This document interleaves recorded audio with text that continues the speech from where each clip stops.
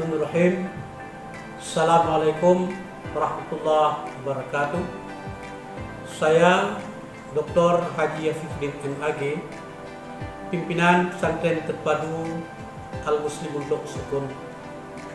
Alhamdulillah, hari ini pesantren Al-Muslimun Lok Sukun mendapatkan sambutan di hati masyarakat dan umat.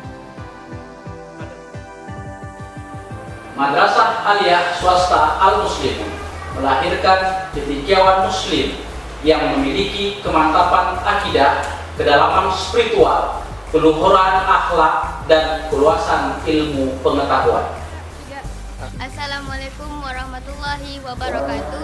Saya Naik Rama, saya berasal dari Malaysia. Saya santri kelas 1 Aliyah. Assalamualaikum warahmatullahi wabarakatuh. Saya Syarifah Nur Izati. Saya berasal dari Malaysia. Saya santri kelas 3 Sanawiyah. Saya bangga jadi bagian dari Terpadu Al-Muslimun Lok Sukun Aliyah.